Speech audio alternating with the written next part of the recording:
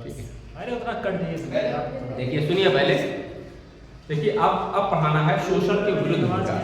शोषण के विरुद्ध अधिकार में जो पढ़ाना है अनुच्छेद नंबर 23 और अनुच्छेद नंबर 24। अनुच्छेद 23 अनुच्छेद यह बताता है, अनुच्छेद 23 यह बताता है 23, ठीक है। अनुच्छेद 23 यह बताता है कि मानव का व्यापार, मानव की तस्करी करना या गुलामी पर रोक, मतलब है मानव दुर्व्यवहार या दुर्व्यापार या मानव का व्यापार करना, गुलाम बनाना या तस्करी करना, हम इन सबको अनुच्छेद नंबर 23 में करते हैं, ठीक है। अनुच्छेद नंबर 23 क्या कहता है कि अब किस हर व्यक्ति को अधिकार है, यह अधिकार है कि उसको कोई गुलाम न बनाए। अब हर एक व्यक्ति को यह मूल अधिकार है उसका कि हमें कोई भी गुलाम बना, हमारे बिना मर्जी के कोई हमसे कार्य नहीं करवा सकता। जैसे पहले था कि आपकी मर्जी हो चाहे ना हो, आपको जबरदस्ती काम पे लगाया जाता था, लेकिन अब किसी की मर्जी नहीं चलेगी। जब हम चाहेंगे तभी हम कार्य कर सकते हैं, और यह अधिकार हमको देता है अनुच्छेद नंबर 23 में, ठीक है। अनुच्छेद नंबर 23 में हम कहेंगे मानव दुर्व्यापार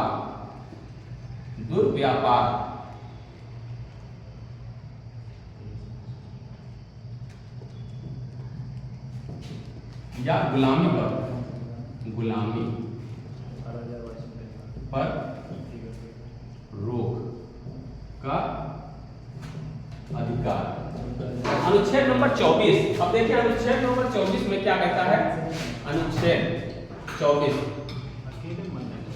अब समझिए पहले, अनुच्छेद नंबर 24 यह कहता है, अनुच्छेद 24 यह कहता है कि कोई भी छोटे बच्चे जो 14 साल से कम उम्र के हैं, उनको यह अधिकार है कि उनको कारखाने आदि पर या कहीं पर भी थान या ऐसे किसी भी व्यापार में न लगाया जाए जिससे उनकी शिक्षा का हनन हो रहा है, ठीक है। आपको या 14 साल तक के 14 साल से उम्र के कम उम्र के जो बच्चे हैं, उनको यह मूल अधिकार है कि अब उनको कहीं पर भी कार्य पर ना लगाया जाए, क्योंकि अनुच्छेद 21 का के तहत उनको यह मूल अधिकार है 6 से 14 साल तक के बच्चों को कि उनको शिक्षा दी जाए, ठीक है। उनको शिक्षा, निःशुल्क शिक्षा प्राप्त करने का अधिकार अनुच्छेद 21 का के तहत, ठीक है। अब अगला है अनुच्छेद 23 में यह कहा गया कि हर व्यक्ति को अधिकार है कि उसको कोई गुलाम न बनाए, उसका कोई दुर्व्यापार न करे। अनुच्छेद 24 के तहत यह कहा गया कि कोई भी मतलब बच्चे हैं उनको कारखाने पर न लगाया जाए, ठीक है। बच्चों का कारखाने आदि में कार्य पर रोक, ठीक है। अगला है अनुच्छेद नंबर 25। अब आता है 25 से 28 के तहत आता है धर्म की स्वतंत्रता, मतलब हम कहेंगे धार्मिक स्वतंत्रता। अब आपको सबसे पहले ये समझना अनुच्छेद 25 क्या कहता है। अनुच्छेद 25 ये कहता है कि अंतःकरण और धर्म को अबाध रूप से मानने, आचरण और प्रचार करने की स्वतंत्रता। अंतःकरण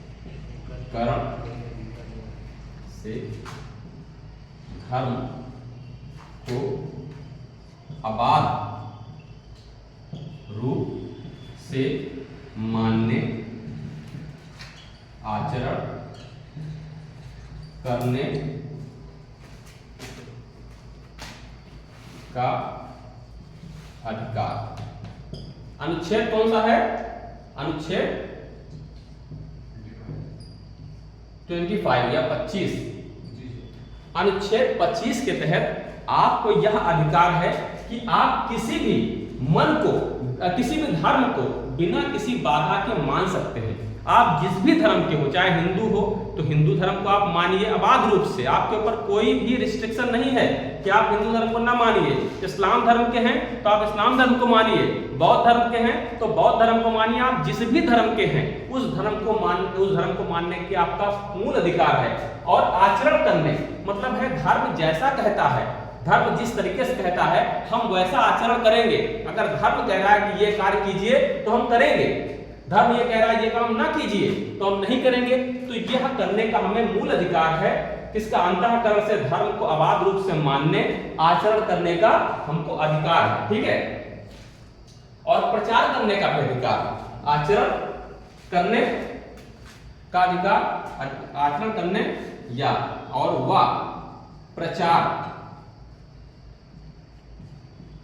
करने का अधिकार है।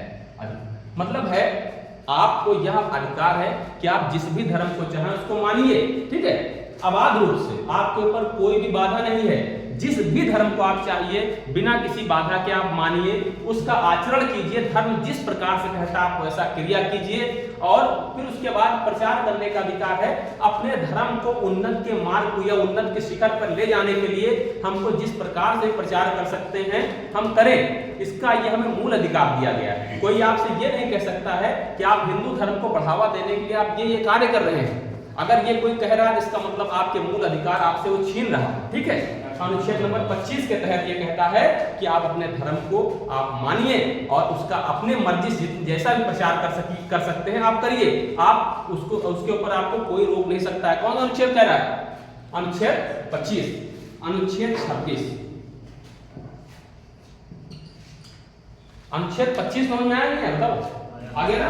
अनुच्छेद 26 में कह रहा है कि धार्मिक कार्यों के प्रबंध की स्वतंत्रता, मतलब है अनुच्छेद 26 के तहत धार्मिक कार्यों के प्रबंध की